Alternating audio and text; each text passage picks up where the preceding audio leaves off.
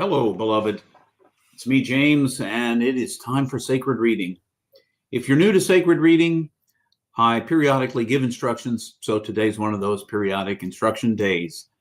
Sacred reading is based on the belief that when we read a sacred text, it can speak to us in fresh ways, speak into our lives, maybe through a word, an image, or a phrase that arises in us as we listen to the text. So believing that, we read a text. Generally, I recommend reading it aloud. We have gotten very used to reading things in our head and not reading aloud, which, works when you're just trying to skim information. But when you're trying to listen deeply, the more you can fully engage yourself in the listening, the more you're likely to hear what the text might be saying. So by reading it aloud, you're engaging your vocal cords, your support from your diaphragm, your lungs. The vibration is being heard in your ears. The text is speaking to you in ways that perhaps bring out something more, and you're less likely to miss parts. Now, when I do sacred reading on my own, I read it aloud 3 times.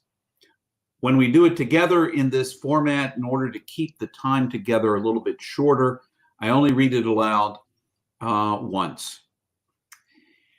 You listen, image, word, phrase that rises in you. Maybe a question arises in you from it.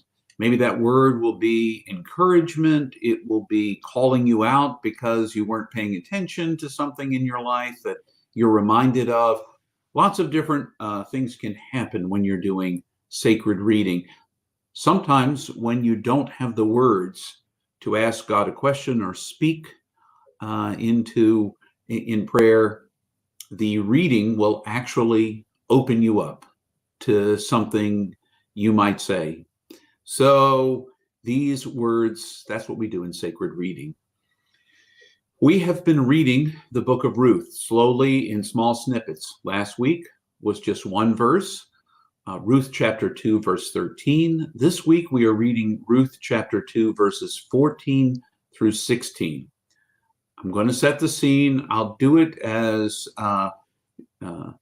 in as short an order as I possibly can. In the book Ruth, it begins with Naomi and her husband Elimelech and their 2 sons. They are experiencing a famine in and around Israel near Bethlehem, and so they leave the area and move to Moab. While in Moab, Naomi's sons find wives, Orpah and Ruth, and they get married. Shortly thereafter, the time frame is not clear, Naomi's husband Elimelech dies, and both of her sons die, leaving her and her 2 daughters-in-law, Orpah and Ruth. Naomi suggests, that Orpah and Ruth go back to their people. And part of the reason why she does has nothing to do with whether she loves them or not. It's practicality. Women could not own property and employ themselves. They required being attached at that time to a male family member, whether it is their husband, their father, their brother, or a close relative of some kind. And there was an obligation placed on those male relatives to actually provide care for the female relatives who end up without a spouse. So that is what the case is. So Naomi sends Ruth and Orpah back. Orpah reluctantly agrees to go back. Ruth will not leave Naomi. So together they travel back to Israel, to Bethlehem. And when they come back, in order to feed themselves, Ruth goes and works in local fields. Part of the law was that the poor could be allowed to glean in fields. The leftover grain that dropped to the ground and fruits and those kinds of things that were left, they could be allowed to glean from the edges to make sure that they had something to eat. So there was a way to protect the poor, those folks who found themselves too poor to sustain themselves. Ruth goes and does that. She ends up working in the field of Boaz, who knows Naomi. Boaz instructs his workers to not bother her, to let her gather from the field, and even tells Ruth that she is welcome to drink from the pitchers of water that are brought out there for the workers. So feel free to drink from that water. And so we pick up more or less there. In Boaz's field, Ruth is gleaning during the day. So here we are, beginning chapter 2, verse 14. When noontime arrived, Boaz said to Ruth, "Come here and share my bread and dip some of it in the wine." Ruth sat with the rest of the workers while Boaz prepared a bowl of roasted barley as a snack. She ate until she was no longer hungry and still had some left over. Then she got up to continue her gathering. Boaz ordered the binders, "Let her pick from among the bundles you have gathered and do not hinder her. In fact, go so far as to drop some grain from your bundles and let her collect it without fear."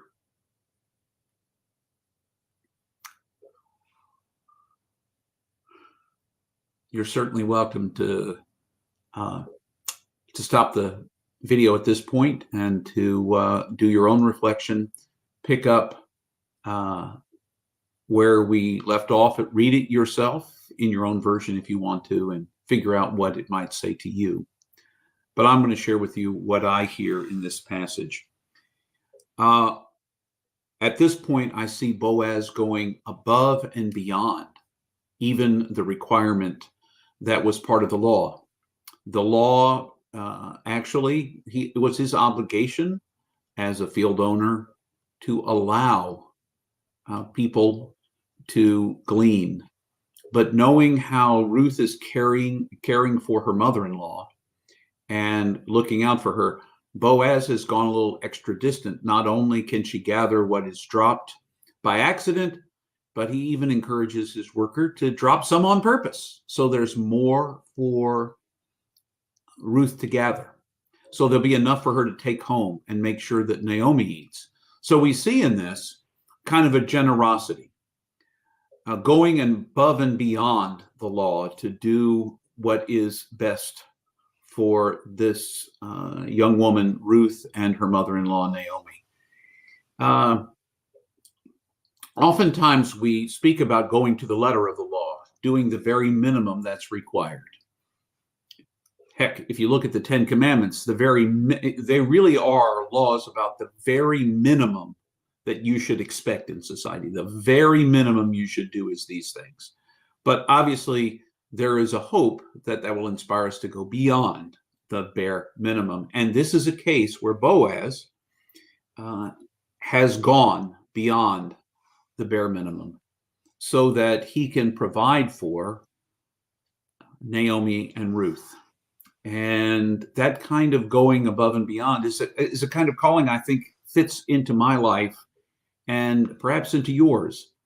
The call to go above and beyond, not just to do the minimum, to do the best that we are capable of doing in the moment we're capable of doing it. Sometimes that might be the bare minimum. Sometimes that's the bare minimum. But when we can do more, I see in Boaz an inspiration. He in part's inspired, I think, by Ruth and Ruth's care for her mother-in-law, something she was not required by law to do. In fact, because she was not even from Israel, but she went above and beyond what was required of her to care for her mother-in-law. And perhaps that was an inspiration, I say perhaps, for Boaz to do the same.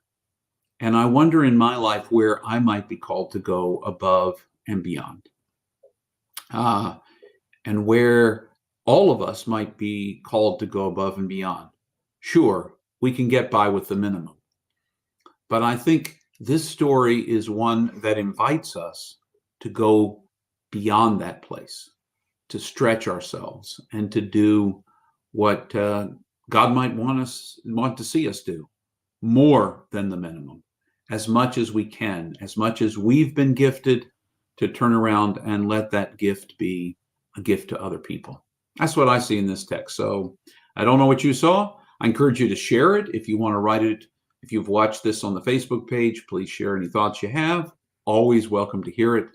If you watch it on the YouTube channel, you're certainly welcome to write your comments there as well. Any thoughts that you have. It's a powerful text. Next week we pick up with verse 17. But until then, take this time to reflect and use sacred reading as a tool for you to draw closer. And perhaps in your everyday life, as I feel challenged to, try to go above and beyond what might be minimally required of you. Until the next time, wish you all the best and remind you, you are infinitely precious and unconditionally loved for the gift you already are. Go in peace.